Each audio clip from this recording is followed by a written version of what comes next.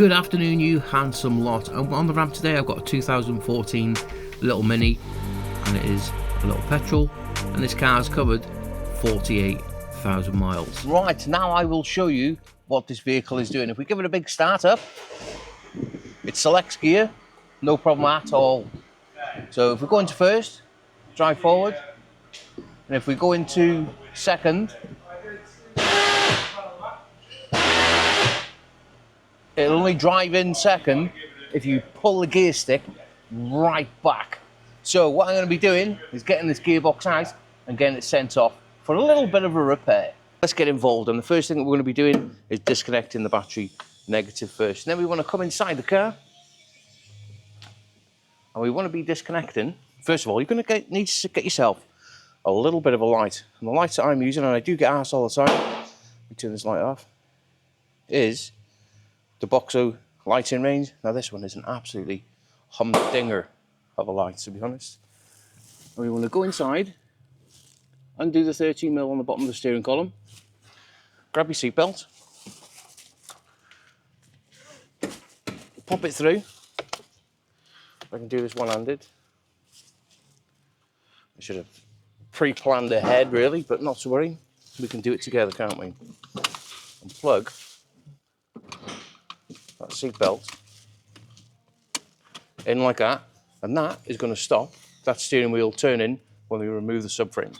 Now at this point, a lot of you are thinking, oh, just put the steering lock on, but just put the steering lock on. I might need to start this vehicle with the subframe off. Now, as soon as I put that ignition on that car, the steering wheel, the steering lock is going to twist, and it could damage that clock spring. Let's get this car in the air. That car now off the floor. I have moved around and I've made a little bit of a room. I've removed the fuse box, the ECU, which is, I'll flip it around for you now. I've just put the ECU by there out of the way. We've got a nice little pile of bits there. And also, get this camera square. I need to still play with this camera a little bit more. Now, we've removed the gear cables and we've cable tied them up out of the way. I'm going to just undo 3 bolts on the engine mount and leave the front one in, obviously slacking it off. So when we take it up, we're not up and down. We can just reach up with our hands, which I will show you in a little bit of time. Right, this is the bane of my life, and you're all probably going to agree with me on this one, is lock and wheel nuts. Now this vehicle hasn't got the lock and wheel nut key, therefore we have to remove them our way. And what we're going to be using is a laser tool. What number is it? 8190. And I'll show you on the other side, and it is very simple to use. Spin the wheel over. Now you get the impact side of it, and they've got blades on them, and they're soft enough to make an imprint, but hard enough to slacken them off. Now what you do, now I have already made an imprint off the other side, so this should just go on. Fairly simple. Now the harder you hit it, the better. A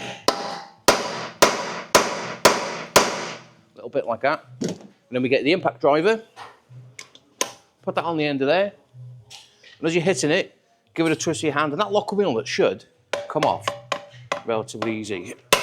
A little bit.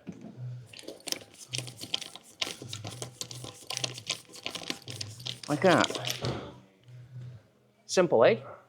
Right, well, with both them front wheels off now, I've undone the centre dry shaft nuts on the dry shafts. Now, this passenger side, the shaft is seized in the hub, but not a problem. We're going to drop the ball joint out, leave the shaft in the hub, and just pull it out of the way. Now, think back to a video that I did on a little bit of an older clutch not long ago. And these front support bars, I had to take the front bumper off because it was a right nightmare. Well, thankfully, these have come undone relatively easy.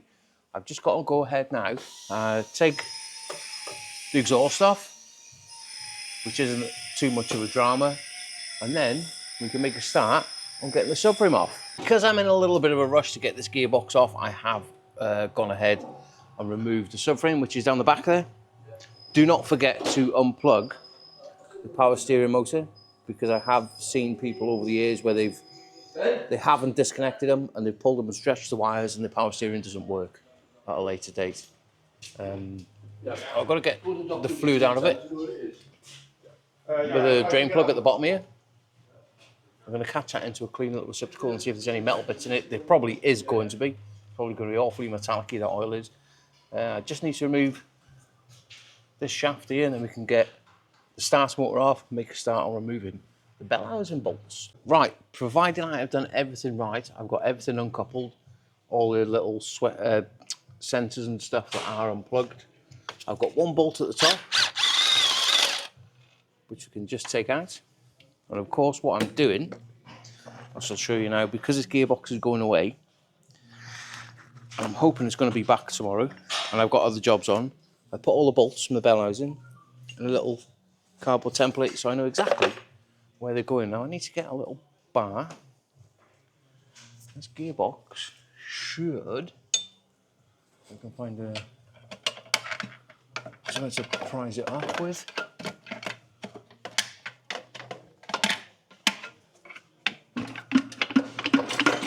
Should just come out with a little bit of a wiggle. Pull it back. Give it a drop down. That gearbox now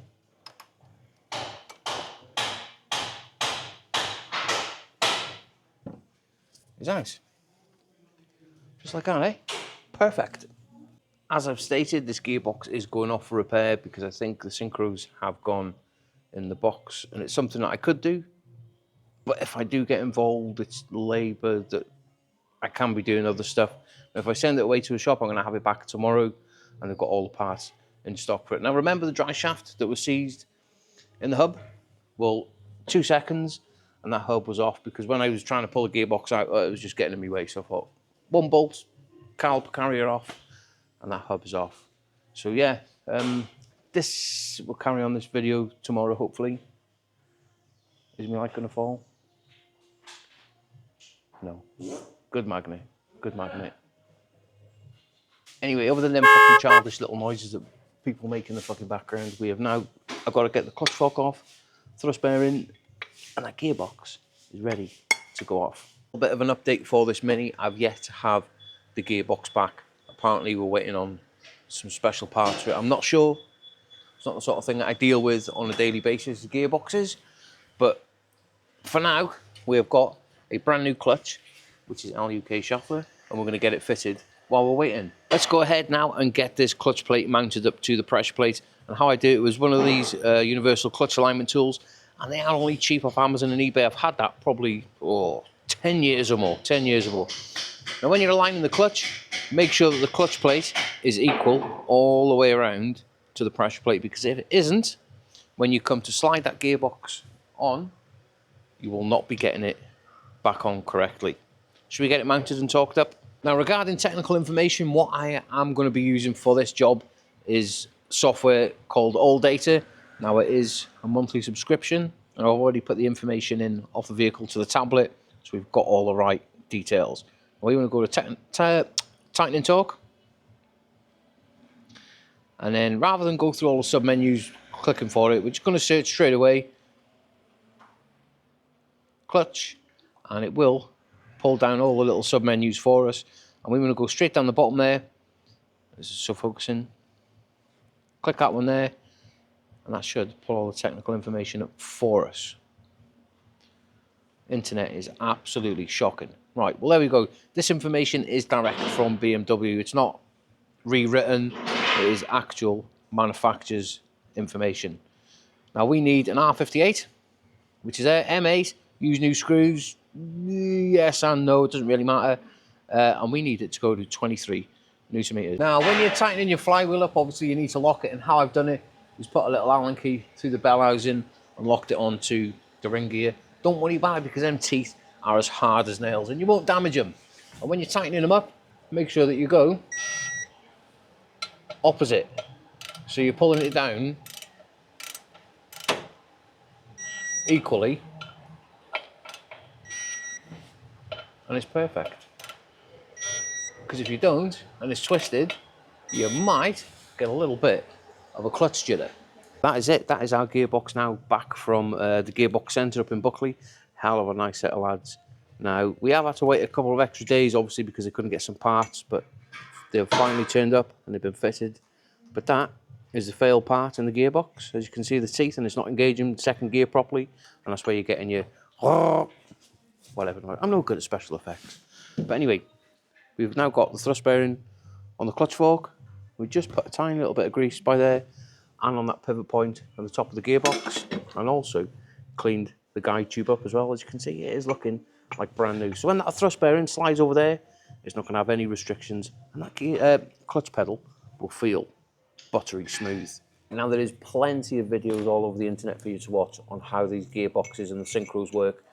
Now, what's happening, for those that don't know, that little part slides over to change gear or engages gear, and it's not sliding in properly, and it's just going like that, where it should slide in, lock into gear, and turn nice and smoothly. But again, if you want to watch it all, how it works properly, there's plenty of videos on the internet that you can watch. Well, this gearbox now is all ready to be put back in. Let's chuck it into a little bit of a time lapse.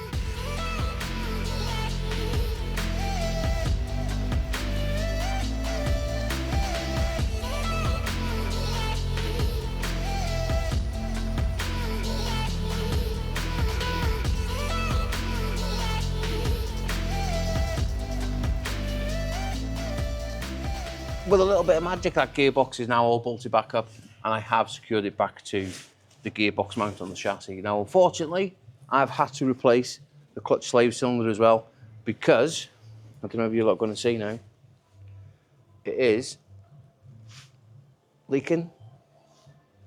The last thing we want is to do this job and the customer come back within a week and saying, oh, I've lost my clutch pedal.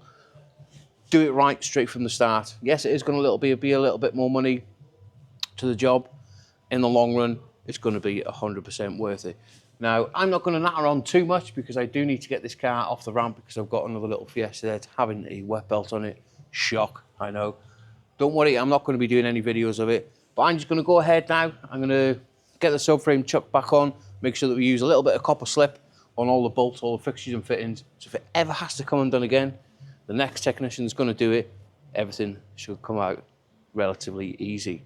Right, I'll give you a little bit of an update shortly. Of course, because that gearbox is nice and fresh, we're going to be using some Comma oil to go straight in that gearbox and keep it lubricated. And there we have it. With a little bit of magic, everything now is put back together. The subframe ball joints, tracker ends, exhaust, you name it. And what we've done, everything that we've touched, we've tightened up, we've just marked up, so we know that everything is nice and tight. Right, let's drop it down and finish off putting all the plastic bits and the ECU back on. Well, as you can see, I've gone ahead and everything now on the underside of the bonnet is all put back together. And we've given everything a little bit of a clean. Now, I have had messages regarding, oh, Baz, why do you clean underneath the bonnet of these vehicles? Well, it's simple.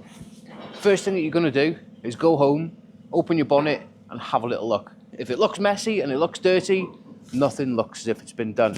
Even if the customers can't see what you've done, at least make it look a little bit presentable. Right, so all I've got to do now is get the vehicle off the ramp, connect the steering column, and then once I've connected the steering column, I'm going to connect the battery. And then we can go for the big start.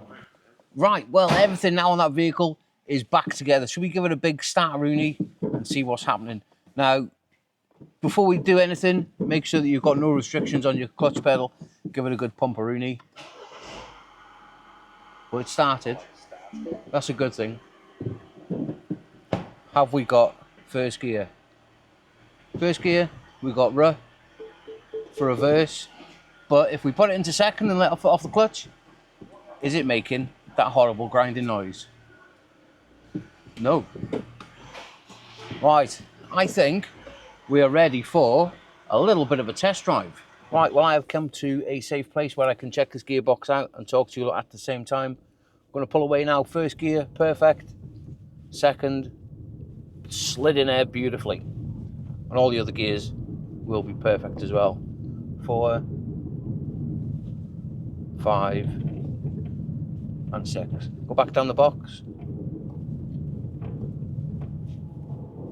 And a good pull, make sure the clutch isn't slipping. Shouldn't be, because it's a brand new clutch. And the car's got no rattles, no clunks. It drives absolutely perfectly. Now, if you liked the video, please like and subscribe. Give us a bit of a cheeky follow. It all helps, it all helps. But yeah, I hope you've all enjoyed the video. I'm going to get back now and I'm going to jump straight on to a little Fiesta wet belt. So anyway, take it easy and let's get it sent.